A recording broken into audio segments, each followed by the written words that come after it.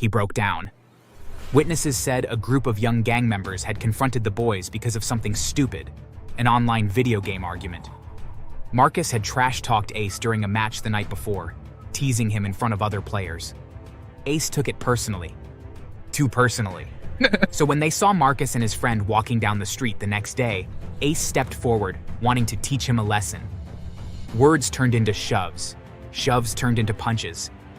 And then, somehow, in the middle of the chaos, someone pulled a knife, someone stabbed Marcus, and someone ran. No cameras. No clear eyewitness. Just a sidewalk full of terrified kids, none of them sure who actually held the knife. But Thelma? She said something that made the whole crowd go silent. Bring them all in. I saw who did it from a distance. Every last boy who was there, I'll tell you which one did it. Her voice didn't shake. Her hands did, but her voice didn't. We took in everyone connected, including the young man who would become the center of this entire story. Aaron Ace Delgado, a low-rank street kid. My name is Officer Malik Grant, and I've worn this badge long enough to see almost everything human beings can do to each other. But there is one story, one I can't forget even if I wanted to. A story about justice, mercy, karma, and how none of them ever rush. They walk slowly, but they never lose their way. This case started on a bright Saturday morning in Eastbrook, one of those neighborhoods where the old ladies still sweep the sidewalks, but the gangs still own the corners. I was on patrol, sipping burnt station coffee when the call came through. A stabbing. A teenager. Multiple suspects. The kind of call that makes the air in the cruiser turn heavy. When I reached the sidewalk, I saw her, the grandmother. Small, gray-haired, dark skin shining with tears, she was fighting hard not to let fall. Her name was Mrs. Thelma Rivers, a churchwoman, a woman who'd already buried her daughter, and now she was kneeling beside her grandson, a 16-year-old boy named Marcus, and he was already gone. His friend, a boy named Dre, stood nearby shaking so hard he could barely talk. He kept saying, "It was an accident. He didn't mean." Who stabbed him? I don't know. They were fighting. It was nothing serious. Then somebody pushed, and he broke down. Witnesses said a group of young gang members had confronted the boys because of something stupid, an online video game argument. Marcus had trash-talked Ace during a match the night before, teasing him in front of other players. Ace took it personally. Too personally. So when they saw Marcus and his friend walking down the street the next day, Ace stepped forward, wanting to teach him a lesson. Words turned into shoves. Shoves turned into punches. And then, somehow, in the middle of the chaos, someone pulled a knife, someone stabbed Marcus, and someone ran. No cameras. No clear eyewitness. Just a sidewalk full of terrified kids, none of them sure who actually held the knife. But Thelma? She said something that made the whole crowd go silent. Bring them all in. I saw who did it from a distance. Every last boy who was there, I'll tell you which one did it. Her voice didn't shake. Her hands did, but her voice didn't. We took in everyone connected, including the young man who would become the center of this entire story. Aaron Ace Delgado, a low-rank street kid who tried to look tough but had eyes that flickered too much. Gang pressure can turn boys into wolves, but their eyes always betray them. Days later, we put them all in a lineup. 10 boys, 10 pairs of shaking legs, 10 terrified breaths fogging the mirror. I stood beside her as she walked the line. One by one, step by slow step, her hand clutching her purse like it held the whole universe inside it. Ace stood near the middle, trying to look bold, but sweat was rolling behind his ear. Thelma stopped right in front of him, dead center. He swallowed, he trembled. He whispered under his breath, "I'm sorry, I didn't mean..." Then something unbelievable happened. She stepped away, walked past him, walked past the rest, and said, "None of them are the killer." My jaw almost dropped. The whole room went silent. Detectives whispered, lawyers argued. But the court had no evidence, no ID, no confession. Every suspect, including Ace, was released. Ace walked out of that courthouse thinking he'd escaped death itself. He didn't even know what waited outside. But Thelma? She waited. She followed him around the corner, where no cameras were pointed. I wasn't there, but I later learned exactly what she said because Ace told me himself years later, word for word. I know it was you. What? Don't lie. I saw your hand, I saw your face, I saw your fear. Then why didn't you tell them? Because jail is too easy. Jail would end your suffering. I want you to live, to breathe, to sleep, and one day, to lose something you truly love. Ma'am, please. That is the revenge God will allow me. Now go. She turned around and walked away, like she'd sentenced him to life imprisonment without speaking to a judge. Ace said he didn't sleep for weeks. And honestly, I believed him. But life moves. People forget. Even guilt fades when routine grows strong enough. Years went by. Ace, surprisingly, left the gang life. Became a construction worker. Steady paycheck, clean clothes, early mornings. He changed. People can change. Sometimes because they want to. Sometimes because they need to outrun their past. He fell in love with a woman named Elena, a sweet girl who worked at a bakery. They married. They laughed. They built a small life. And when she got pregnant, Ace cried like a baby in the ultrasound room. I witnessed all of this only because fate made me cross his path again. I became the community liaison officer for the area he lived in. The guy who checks up on reformed youth. The guy who tries to keep old wolves from returning to old packs. Ace was always respectful, always humble, but he carried something in his eyes. Something heavy, something old. One night, everything shattered. A 911 call. A robbery in progress. Shots fired. When I arrived at the small house, Ace was sitting on the front steps, shirt covered in blood, screaming into the night. Elena was gone. 2 thieves had broken in. They wanted money, jewelry, whatever they could grab. Elena panicked. Ace tried to protect her. A gun went off. I tried to pull him away from the paramedics, but he clung to her body like he could anchor her spirit back into the world. He sobbed until he couldn't breathe. Later, as I drove him to the station to make a statement, he whispered something I'll never forget. "Officer Grant, it happened. What she said, it happened." What who said? He stared out the window. The old woman, Marcus's grandmother. She said one day I'd feel the pain of losing someone I love. My hands tightened on the wheel. Ace, you changed your life. You tried. And I lost anyway. His voice cracked into a desperate laugh. A broken laugh. The kind of sound that doesn't belong to a human, but to someone who's been split open by fate. I didn't say anything. What could I say? He wiped his eyes. She cursed me. She didn't curse you. She warned you what guilt would do to you. No, officer. She knew. She knew life would come back for me. He turned away. His shoulders shook. He whispered, "It wasn't an accident. This was my sentence." Later that night, after we released him to go home, I saw him walking down the street alone. No jacket, no umbrella, just rain and misery swallowing him whole. He never returned to the construction job. Never smiled again. He buried his wife and visited her grave every day. Every single day. And then, Mrs. Thelma Rivers, the grandmother, passed away peacefully in her sleep a year later.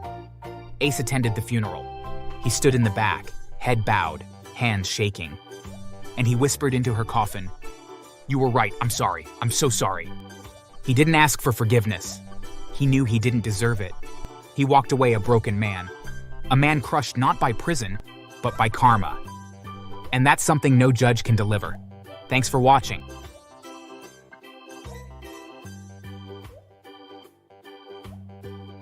But I didn't. I just observed them alighting the plane from the CCTV cameras. I watched my mom, dad, and sister have their passports confiscated the moment they set foot on North Korean soil. Wait, Eric said he'd meet us here. Where is he? They took our passports. Why are they looking at us like that? Follow me now. Wait, there must be a mistake. We're tourists. I called the officer and had him put the phone on loudspeaker. The funny thing about North Korea, once you're in, you don't just walk out. Enjoy your new home, family. My family was accused of being Western spies and was put to work in labor camps, harvesting crops, carrying heavy loads like donkeys, and surviving on a basic meal of rice and kimchi. Food scarcity in North Korea is extreme, so I imagine Claire resorted to eating rats just to stay alive. They were treated as slaves, given nothing for their work except meager portions of food and a roof over their heads.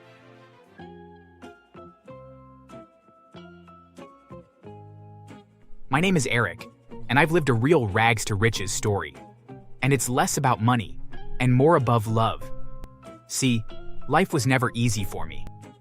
While other kids grew up with loving families, mine saw me as nothing more than free labor. From the moment I was old enough to lift a broom, I was given chores that never ended. I asked you to clean that up 5 minutes ago. What is taking you so long? I'm sorry, Mom. I was putting the washing away, like you asked. I don't remember giving you permission to talk back. Your sister doesn't give me this much trouble. She's an angel. Claire, my older sister, was the golden child. No matter what she did, she was praised. The complete opposite of me. No matter what I did, I was punished. The unfair workload increased as I got older. We're working to put food on the table for you, and you're here lounging around. I thought for a moment that my dad was talking to my sister. She was on the sofa, chewing gum and flipping through her phone. I was on my hands and knees, scrubbing a juice stain out of the carpet. Yet, a shadow passed over me, and I looked up. I saw my dad glaring down at me. I'm not lounging, Dad. Don't talk back to me. I'm telling you to go out and get a job, not give me attitude. Sorry, Dad. I'll go get a job. So I got my first job as a busboy in a nearby restaurant at 12. When I was 13, my dad complained again. You're costing us too much money. You can either get another job or you can get out. I looked over at my sister, who was drinking soda from a luxury brand tumbler, and my mom, who was playing a game on her $1,000 phone. I looked down at the rags I was made to wear.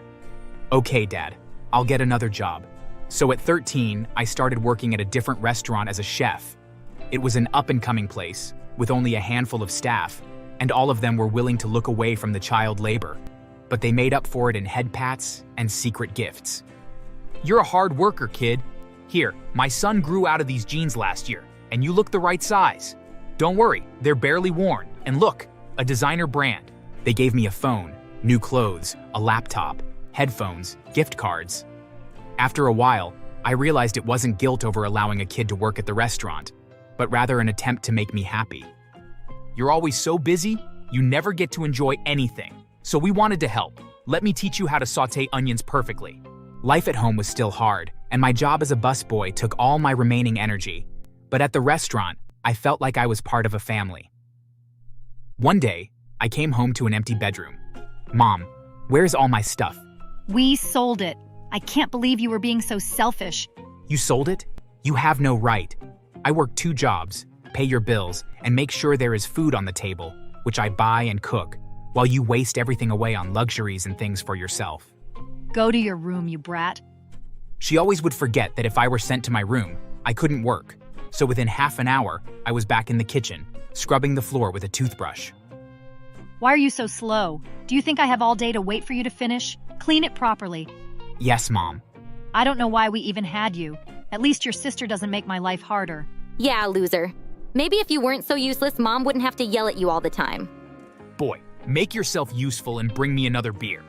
Taking even a second away from a task was a risk. I looked at the unfinished floors, shoulders hunching in indecision. Now, there was no such thing as rest. I would wake up at dawn to make breakfast while my parents and sister slept in. If the food was even slightly overcooked, I wouldn't eat that day. My paycheck? Never saw a cent. My mother controlled every dime, and my father made sure I knew my place. One day, after back-to-back 8-hour shifts, I dragged myself home, ready to collapse. I handed over my wage envelope to my parents as usual, but my sister snatched it before I had the chance. Good. This should be enough to pay for my new phone case. That's for the electricity bill. It didn't matter though, because within a minute, she was out of the door with my hard-earned money. Dad came in the room just after she left and held out his hand. Give me the money then. Claire took it. My dad smacked my head. How are we supposed to pay the bills, you idiot boy? No food for a week. But it was Claire. She took the money. You ungrateful brat. After all we do for you, you can't even buy your sister something small? All you do for me? I pay for everything. I work 2 jobs, I cook, I clean. Once again, my dad hit me. Watch your mouth, boy. You don't speak to your mother like that. Maybe you need to learn some respect. Respect? That was a joke. No matter how much I did, it was never enough. They treated me like a slave, a servant in my own home. And if I ever dared to speak up, well, let's just say I learned to keep my mouth shut. A few months later, we were sitting at the dinner table, and my sister decided to taunt me. While they enjoyed their feast, I was allowed only plain rice.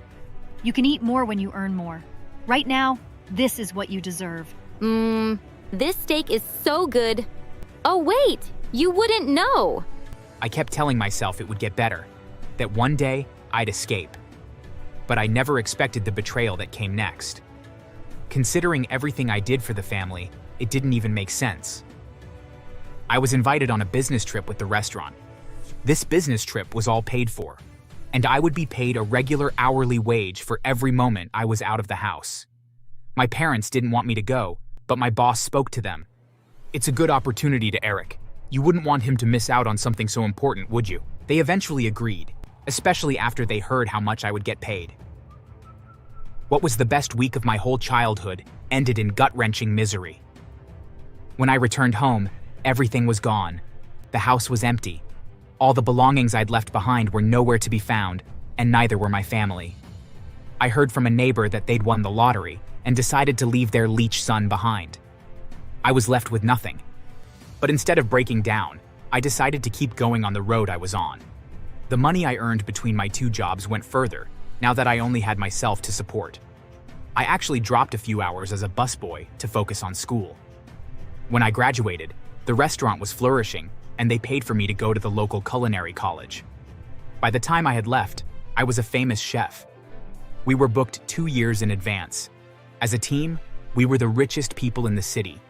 My boss was more like a dad than my actual dad, and the manager was like my mom. The rest were my big sisters and brothers. We were a family, and no matter how hard we had to work, we were always happy. We started to get celebrity clientele, and that's when the TV show hosts started clamoring for interviews. Eric, your story is incredible. From rock bottom to multi-millionaire, what kept you going? Pain is a great motivator. When you've lost everything, you realize the only way is up. When I realized my family were gone, having left me behind with nothing, I knew I had to work to keep myself above water.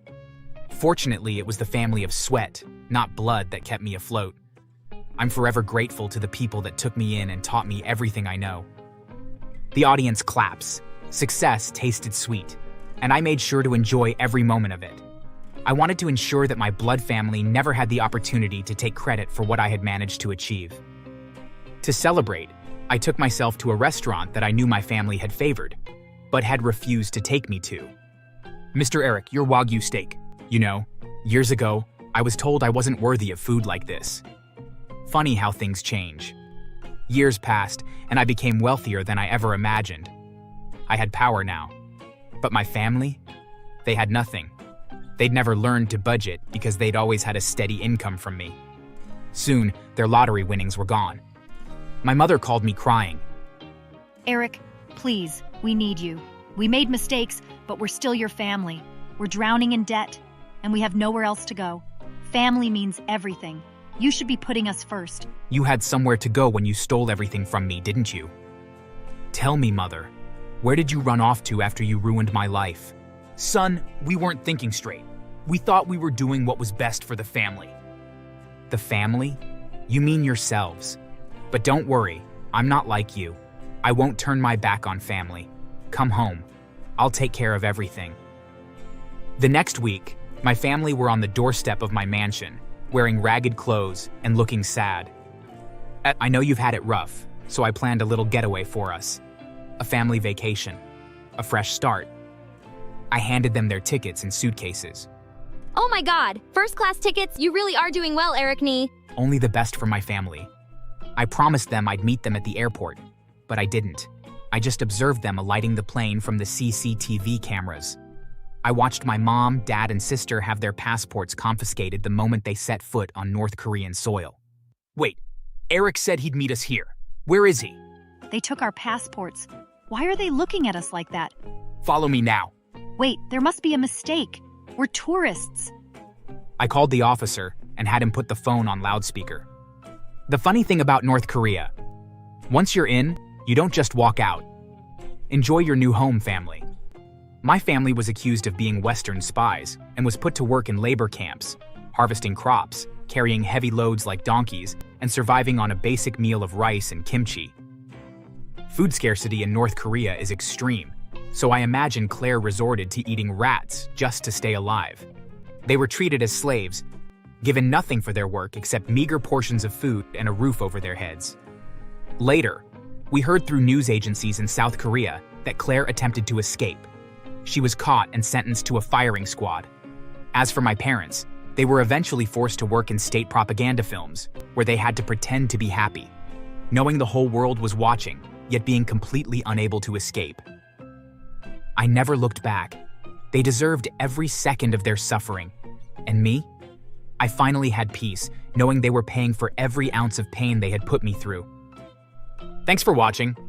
Make sure to subscribe and leave a comment down below saying I subscribed, and we will try our best to reply to your comment.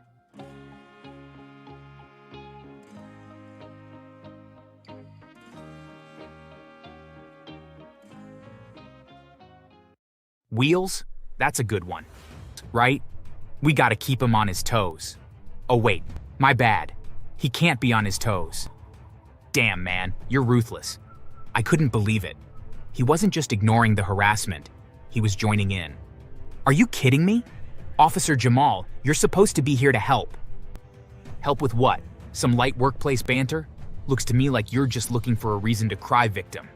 Travis and Dean were grinning like they just won a prize. Man, Jace, you gotta lighten up. No wonder nobody likes working with you. This isn't banter. You've sabotaged my chair. You've made work hell for me. And yet you're still here. Sounds like you like playing the martyr. You're among those weak white men who are always crying to be helped. And yet you're still here. Sounds like you like playing the martyr. You're among those weak white men who are always crying to be helped. You should be glad to be associated with Travis and Dean. They're the few strong white men out there. I was shaking. I felt angry and helpless at how much he was humiliating me in front of my bullies. You know what, officer? Since you're here, maybe you should teach our boy Jace some survival skills, like how to stand up for himself. Nah, I think that ship sailed. Can't stand up if you never did to begin with. They all burst into laughter again. I felt so ashamed. I wanted to leave, but I refused to give them the satisfaction of seeing me break. You're all pathetic. And yet, you're the one who came crying for help, weakling. I sat there and watched him exchange numbers with the guys, promising to see them around. Afterward, he left. The guys both mocked me and even pushed me off the chair before laughing and running off.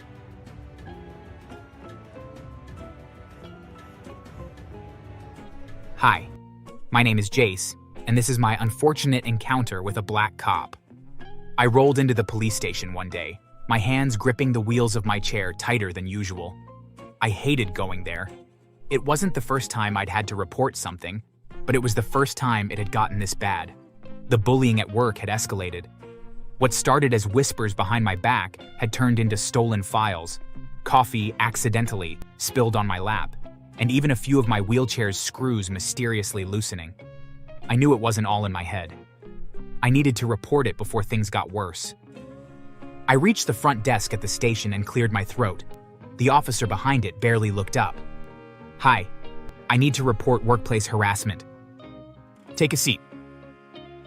I felt even more frustrated because, clearly, he hadn't even looked at me. I'm already sitting. That got his attention. His eyes flicked up, scanning my chair before he laughed as if I'd cracked a joke. Right, give me a second. He disappeared into the back, leaving me alone in the waiting area. My patience was running thin. I wasn't asking for special treatment, I just wanted to be taken seriously. A few minutes later, a tall officer walked out. He was different from the other officer, and his badge read Jamal Carter. He looked around the place before finally looking at me, as if he couldn't believe I needed help. You the one making the complaint? Yes, that's me. Jamal crossed his arms, staring at me like I was wasting his time. All right, what's the problem? It's about my coworkers. They've been harassing me at work, and it's becoming unbearable. Harassing or just joking around? Harassing. Joking around doesn't involve sabotaging my wheelchair. Are you sure it wasn't just an accident? Maybe you're being a little sensitive? No, I'm not being sensitive. Someone loosened the screws on my chair. I almost fell. But you didn't. Why are you being unnecessarily dramatic? I was so shocked. I couldn't believe I'd heard him correctly. How could he suggest me being dramatic? Are you serious? Listen, man, work environments can be tough. You gotta have thick skin. Maybe they're just treating you like everyone else. By sabotaging my chair? No, by not babying you. I couldn't believe he was implying that I was expecting special treatment. I don't need to be babied. I need to be safe at my job. And did anyone physically touch you? No, but then it's not a crime. You're being dramatic. He smirked, like he'd just won some argument. I knew I had no other choice. As much as I hated the way Officer Jamal was treating me, I thought he was still my best shot at getting this taken seriously. If I could just get him to see it firsthand, maybe he'd stop dismissing me. Come with me to my workplace and see it for yourself. You want me to waste my time following you to your office? For what? Because if you actually see what they're doing, maybe you'll realize this isn't just in my head. Jamal sighed, rubbing his jaw as if debating whether it was worth his time. Then, with an exaggerated groan, he nodded. Fine, let's go. But if I don't see anything serious, we're done here. I didn't respond. I just turned my chair toward the exit, pushing forward with determination. This was my chance. Thankfully, my workplace wasn't far from the station, so we walked there. But Officer Jamal refused to walk beside me. He crossed to the other side of the street, pretending we weren't together. I didn't mind.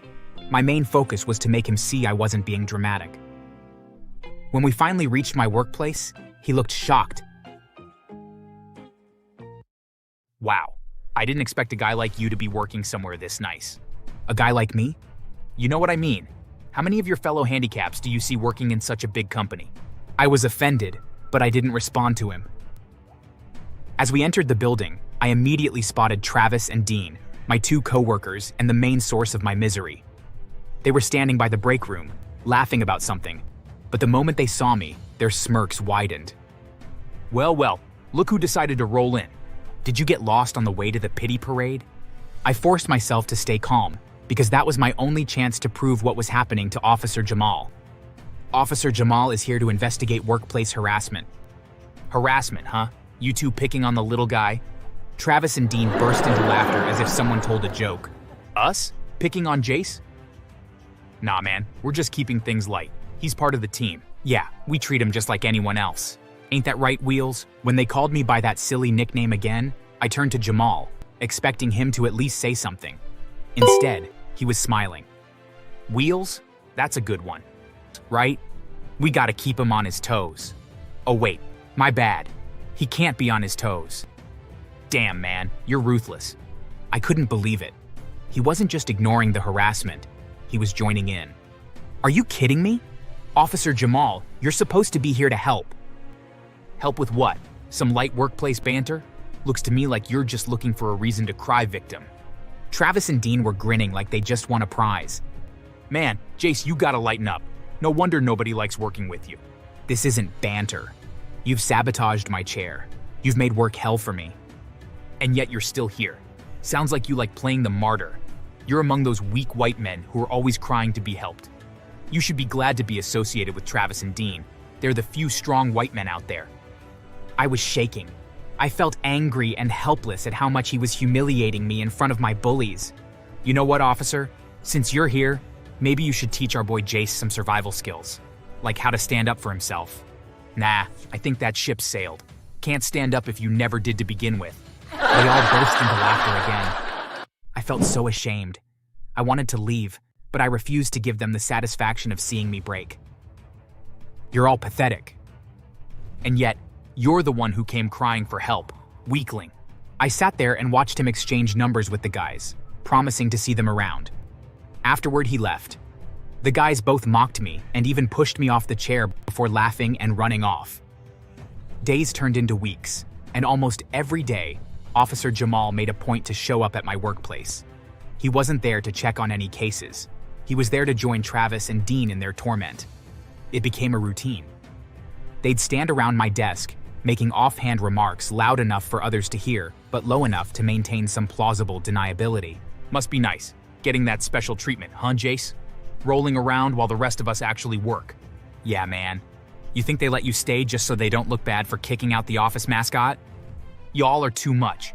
But hey, gotta admit, he does add some diversity to the team. I refused to react. I knew what they wanted. They wanted to see me break, to lash out, to give them a reason to turn things around on me. But the worst part wasn't even their words. It was the way Jamal treated Travis and Dean like his closest friends. He was being racist to me for being white, but wasn't the same to Travis and Dean. You boys let me know if Wheels here gives you any trouble, all right? Can't have him thinking he runs this place. They laughed like it was the funniest thing in the world. Every day, the humiliation piled on. Every day, I endured it. Until one day, everything changed. My boss called me into his office. I wondered if something else had gone wrong, if I was about to get blamed for something, or if Travis and Dean had told him something that would lead to me losing my job. However, the reverse was the case. One of the interns came to me yesterday. He told me about everything. He knows what has been happening, the way those men have been treating you, the officer too. Oh no. I'm so sorry, sir. I can't stop them because it might lead to a fight or worse. You don't have to explain or apologize. You don't have to defend yourself. I should have seen it sooner, and I'm sorry. I had spent so long thinking no one noticed, or worse, that no one cared. I felt so touched. I will handle this, trust me. The next day, everything came crashing down. 2 uniformed officers, both white, walked into the office. The room went silent. Travis and Dean looked up, confused but unconcerned, until the officers walked straight toward them. Travis Miller, Dean Coleman, you're both under arrest. For what? What the hell is this? You can't just arrest us. Yes, we can, and we are doing that now. Let's go. They were handcuffed right there in front of everyone. My boss stood beside me with his arms crossed, watching everything unfold. Can I come with you, sir? Of course, this is about you. We arrived at the station, where I was met with an even bigger surprise. Jamal was there too, and he was in cuffs. His usual stupid smirk was gone. Officer Carter. Wow, how the mighty have fallen. I didn't expect to see you here. This is some bullshit. You really think you can take me down? I'm a cop. Not anymore. You were a cop who bullied a citizen in need of your help. Shame on you. I filed my case against all 3 of them, and this time, it wasn't just my word against theirs. 2 witnesses from my office stepped forward. They had seen everything, and they spoke up. And then there was the security footage. The cameras had caught it all, including the audio. They were done for when the case was scheduled for hearing. The 3 of them desperately tried to stop me from pursuing it, but I refused. They needed to pay for torturing me. At the court, all 3 were found guilty. Officer Jamal was insulted by the judge for being the opposite of what his uniform and title stood for.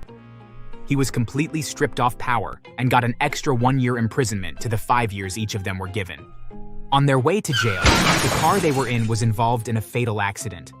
The driver and the officer in the car sustained just little injuries, but Travis, Dean, and Officer Jamal, who were at the back of the car, all suffered spine injuries. After 6 months of receiving treatment, they ended up in wheelchairs. When I heard how karma had repaid them for their evil deeds, I felt happy and grateful to the universe. They got what they deserved. I later heard that the 3 of them are now called wheelchair boys and are constantly mocked by other inmates. The funny part is that no one cares when they complain, and people openly make fun of them. Since they're disabled, they can barely defend themselves. I even heard that Jamal was once pushed down a flight of stairs, and the inmate who did it just shrugged it off as a mistake. The worst part? The 3 of them were forced to race for the entertainment of other inmates. I still plan on visiting them. What do you think I should say? Comment below.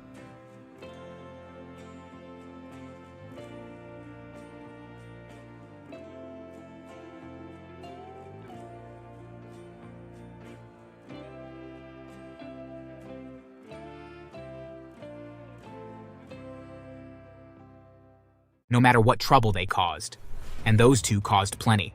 Before all this happened, I'd already run into them more times than I can count. One time, they'd crashed into the car of a black mother with her baby on board. Instead of apologizing, Ethan leaned out the window and shouted, "Get off the road, you dumb monkey! Bet that baby don't even got a daddy!" The mother sobbed while clutching her child, begging for someone to help. I wanted to arrest them right there, but when I wrote my report, the higher-ups tossed it out. Marcus, don't waste your time. They're Colonel Whitaker's boys, let it go. That was the story of their lives. Every time they messed up, someone swept it under the rug. And their pranks? Don't get me started. They filmed pranks for their online channel, but not the funny kind. They'd toss burgers and fries at homeless people, record their reactions, and laugh like hyenas. Here's dinner, bum. Say thank you for the free drink, bro. One time, they found an old man sleeping on a bench. They crept up, dumped a bucket of water on him, and shouted into the camera. "Wake up, Grandpa. You're late for your job interview." The poor man shivered, confused, humiliated.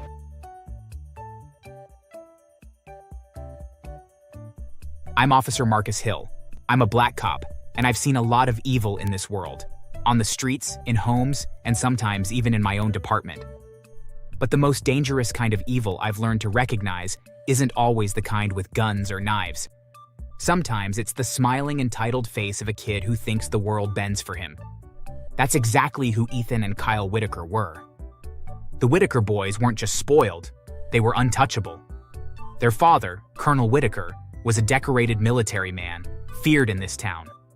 Most cops didn't dare cross him, so they protected his sons no matter what trouble they caused. And those two caused plenty. Before all this happened, I'd already run into them more times than I can count. One time, they crashed into the car of a black mother with her baby on board. Instead of apologizing, Ethan leaned out the window and shouted, "Get off the road, you dumb monkey! Bet that baby don't even got a daddy!" The mother sobbed while clutching her child, begging for someone to help. I wanted to arrest them right there, but when I wrote my report, the higher-ups tossed it out. Marcus, don't waste your time. They're Colonel Whitaker's boys, let it go. That was the story of their lives. Every time they messed up, someone swept it under the rug. And their pranks? Don't get me started. They filmed pranks for their online channel, but not the funny kind. They'd toss burgers and fries at homeless people, record their reactions, and laugh like hyenas. Here's dinner, bum. Say thank you for the free drink, bro. One time, they found an old man sleeping on a bench. They crept up, dumped a bucket of water on him, and shouted into the camera. "Wake up, Grandpa. You're late for your job interview." The poor man shivered, confused, humiliated, while the boys laughed until they cried. They'd also run up behind old ladies in the grocery store, screaming in their ears to make them stumble. "Chill, it's just a prank, bro. Relax before you break a hip." That wasn't comedy. That was cruelty. And the worst? They once convinced a classmate with autism to eat raw dog food on camera, promising him $50. They never paid him. Instead, they posted the video online with the title, "Special Boy Eats Dog Chow Challenge." The comment section was full of laughter. That poor kid had to move schools. Their sense of entitlement wasn't limited to pranks either. They'd steal gas from stations, drive off without paying at restaurants, and even urinate on people's front lawns, recording it all for clout. The cops knew. We all knew. But no one touched them. Everyone was afraid of their father. Then came the night I pulled them over. It was a Saturday. I saw their car swerving across lanes, the bass rattling so loud I could feel it in my chest. I hit my siren, and they pulled over, laughing before I even reached the window. "Evening, gentlemen. You know why I pulled you over? Because you jealous of our ride? Or maybe he's just mad he never drove a car that cost more than his whole salary." I caught the smell of alcohol immediately. Their eyes were glazed. "Step out of the car. You've been drinking." "Say please, boy." That word burned. They tossed their documents onto the ground, forcing me to pick them up. Look at him, picking up scraps just like his people. I stayed calm, though my blood boiled. I was ready to cuff them for DUI and reckless driving, but just as I radioed it in, 2 squad cars pulled up. My colleagues stepped out. "Marcus, stand down, we'll handle this." "They're drunk. They need to be arrested." "Relax, they're good kids. Go find some real criminals." I couldn't believe it. They were about to let 2 drunk teenagers back on the road. I wanted to fight it, but if I pushed too hard, I knew I'd be the one punished. I watched helplessly as the Whitaker boys drove away, their laughter echoing into the night. 20 minutes later, dispatch rang in. "Unit 12 major accident on Highway 9. 2 critical. Vehicle matches plate." It was them. DUI and overspeeding. When I arrived, the car was wrecked beyond recognition. Firefighters were cutting them out. Ethan was bleeding heavily, barely conscious. Kyle screamed about his leg. At the hospital, Colonel Whitaker stormed in, demanding answers. For once, he wasn't just a father. He was a man realizing his sons had spiraled out of control. I told him everything. The racist insults, the crashes, the pranks, the DUI, the cover-ups. His face darkened. And the police let this slide because of me. Yes, sir. The fallout was brutal. Ethan, the one with the leg injury, went in for surgery. But the doctors made a grave mistake. They amputated the wrong leg. He woke up screaming, realizing he'd lost a perfectly good limb. The arrogance he once carried vanished overnight. Kyle didn't escape either. Colonel Whitaker himself became his jailer. He locked him in the house, slapped an ankle monitor on him, and forced him into community service. He had him scrubbing toilets at shelters, picking up trash in public parks, and serving meals to the same homeless people he used to humiliate. You wanted to be a clown? Fine. You'll work for the people you mocked until you learn respect. And he meant it. But the colonel didn't stop there. He demanded a full inquiry into the officers who let his kids drive off drunk.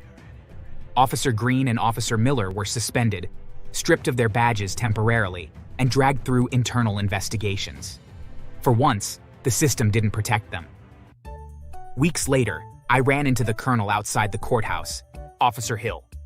Sir, I made sure those officers who failed their duty paid for it. My boys will pay too. They won't disgrace me again. They needed someone to finally hold them accountable. He nodded, eyes heavy with regret.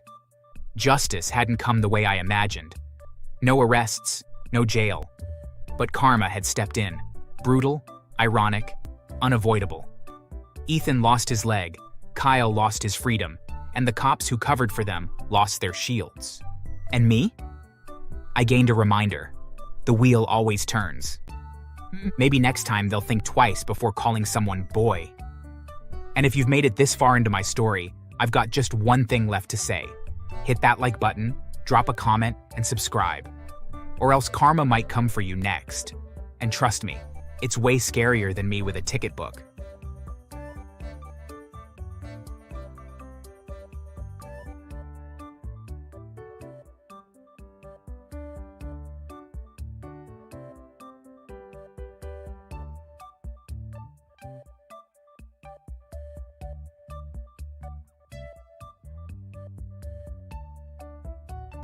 The first caseworker who came by found nothing wrong.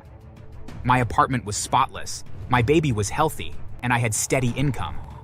But then came the second report, this time claiming I had drug paraphernalia and unregistered firearms. Lies, all of it.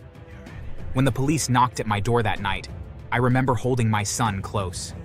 Sir, we received an anonymous tip. Mind if we take a look? They found nothing, because there was nothing to find. Still, they kept trying. They even sent a private investigator, pretending to be from child services, just to gather dirt. I was being stalked, harassed, painted as some kind of villain. But I refused to give up my son. One day, they showed up at the hospital where I worked. My boss called me into the office, nervous. Gina couple came here today, said they're your in-laws. They told me you're being investigated for child abuse. That's not true. I didn't believe them. But you might want to contact a lawyer. They seem obsessive.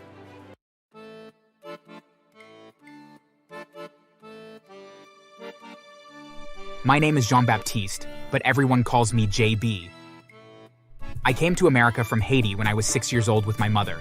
We didn't have much, just a suitcase, a Bible, and a photo of my late father. Growing up in Miami wasn't easy. I was the kid with the heavy accent, dark skin, and lunch that smelled like spices nobody could pronounce. But I worked hard, studied harder, and promised my mother I'd make something of myself. And I did. I became a nurse. Yeah, one of the few men in my department, but I loved it. Taking care of people reminded me of my mom. That's also how I met Claire. She was beautiful. Red hair, blue eyes, laughter that could fill a room. And for some reason, she fell in love with me. At first, her parents pretended to tolerate it, but I could always feel it. The quiet judgment, the way her dad's smile tightened whenever I held her hand. So, Jean, what do you do again? Nurse, right? Interesting. My daughter always wanted someone ambitious. Taking care of people takes ambition too, sir. He chuckled. not the funny kind. The I'd rather see you gone kind. Claire's mom wasn't any better. She once told Claire in front of me, "Sweetheart, be careful. You don't want to end up a single mother while he runs back to Haiti, do you?" Claire stood up for me, every single time. Mom, I love him. Stop treating him like he's beneath us. That was Claire, bold and fiery. Even when she got pregnant, her parents begged her to think carefully. Her mother said it was a mistake she didn't have to keep. But she did keep it. She kept him, our baby boy. When she gave birth, it was the happiest and saddest day of my life. Complications hit hard. She lost too much blood. And by the time the doctors rushed to stabilize her, it was too late. I remember holding her hand, whispering, "Baby, please don't go. Please, we just started our life." But she was gone. At the hospital, her parents arrived like a storm. I was sitting beside Claire's bed, holding our son, tiny, sleeping, innocent. What did you do to her, you monster? She didn't make it through surgery. I'm sorry. You killed her. You people. You ruin everything you touch. Nurses came to calm them down, but the damage was done. They called me a murderer, right there, next to her body. I'll never forget her mother's words. That baby doesn't belong to you. You'll ruin him too. I didn't answer. I just looked down at my son and whispered, "You're all I have left, little man." A few weeks later, I started getting calls. Child Protective Services, police checks, social workers showing up at my door. Someone had reported me for child neglect and unsafe living conditions. They claimed I was unstable and possibly violent. Of course, it was them. The first caseworker who came by found nothing wrong. My apartment was spotless, my baby was healthy, and I had steady income. But then came the second report, this time claiming I had drug paraphernalia and unregistered firearms. Lies, all of it. When the police knocked at my door that night, I remember holding my son close. "Sir, we received an anonymous tip. Mind if we take a look?" They found nothing, because there was nothing to find. Still, they kept trying. They even sent a private investigator, pretending to be from child services, just to gather dirt. I was being stalked, harassed, painted as some kind of villain. But I refused to give up my son. One day, they showed up at the hospital where I worked. My boss called me into the office, nervous. "Gina couple came here today, said they're your in-laws. They told me you're being investigated for child abuse." That's not true. "I didn't believe them, but you might want to contact a lawyer. They seem obsessive." The situation got worse when they tried to sue for grandparent custody. They argued that I was unfit because of my race, my immigrant status, and my unstable emotions. Their lawyer even said in court, "Your Honor, our clients simply want what's best for their grandson. Statistics show that children raised in certain communities." I slammed my hand on the table. "Say it. You mean black communities, right?" The judge warned me to calm down, but I saw it, the smugness on their faces. They thought they could steal my son by weaponizing the system. They failed again. The judge dismissed it. Then came the lowest blow. I got an anonymous letter slipped under my door. It said, "Raising him won't make him white. He'll grow up like you, angry, violent, dead, or in jail." That night, I cried for the first time since Claire's death. I sat in the rocking chair, holding my boy, whispering, "They won't take you. Not in this life, not ever." I started installing cameras, reinforced the locks, and even got a baseball bat beside my bed, just in case. It was paranoia, maybe. But after all they'd done, I wasn't taking chances. Then came that night.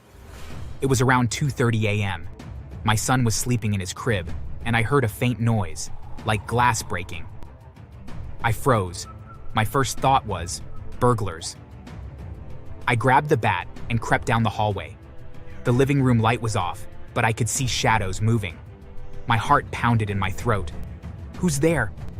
No answer, just a shuffle. Then I saw one of them near the crib's room door. Instinct took over. I swung the bat hard. Someone screamed, a man's voice. Another figure rushed toward me, and I swung again. The sound of impact echoed through the apartment. When the lights came on, my breath caught. It was them, Claire's parents. Her father was on the ground, groaning, blood on his head. Her mother was clutching her arm, screaming, You animal, you attacked us! "You broke into my house. You were going to take my son." I called 911 immediately. When the cops arrived, they found broken glass, a duffel bag with baby clothes, and even plane tickets. They were planning to kidnap him and flee to another state. But even then, they had the nerve to play victims. He attacked us. We just came to talk. With a duffel bag and a crowbar? Sir, you're under arrest. I'll never forget the look on their faces as they were handcuffed and taken away. The trial was brutal. Their lawyer tried to twist everything, claimed I set them up or overreacted. But when the evidence came out, the tickets, the tools, the texts between them planning the retrieval, it was over. Still, they couldn't resist one last insult. That boy doesn't belong with him. He'll end up just like his father, useless and violent.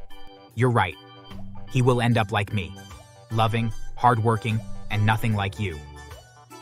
The courtroom went silent.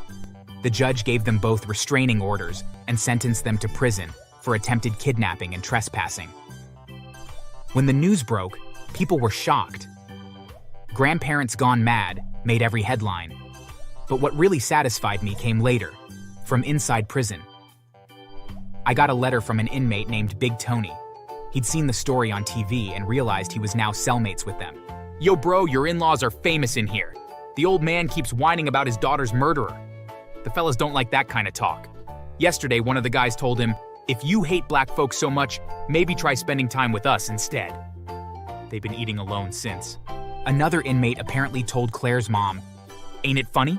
You tried to steal a baby, now you gotta share a bunk. Then Tony wrote me of another incident in jail in which he detailed what happened. You don't scare me. Scared? Nah, we just don't take kindly to racists, that's all. Hey, Grandma Kidnapper, you planning another baby heist or you retired now? You animals should be ashamed. Nah, lady, you the one who tried stealing a baby. You lucky you didn't pick the wrong house. Even through the pain, I couldn't help but laugh. Today, my son is 5. He has his mother's eyes and my smile. Every morning, he climbs onto my lap and asks about Mommy. I tell him stories, how brave she was, how much she loved him. And when he's old enough, I'll tell him everything. The truth, not the hate. Sometimes, when I rock him to sleep, I look out the window and whisper, "We made it, baby boy. We made it." And then I chuckle, because after all that drama, I can almost hear Claire's voice teasing me. Told you my parents were crazy. You know, people always ask me if I regret it, falling in love with someone whose family hated me. I don't, because love gave me my son. And revenge? Well, that was just the icing on the cake. So yeah, I guess the moral of the story is, never mess with a Haitian dad and his baseball bat. Now, if you liked my story, hit that subscribe button, drop a like, and remember, if your in-laws start acting crazy, maybe it's time to lock your windows too.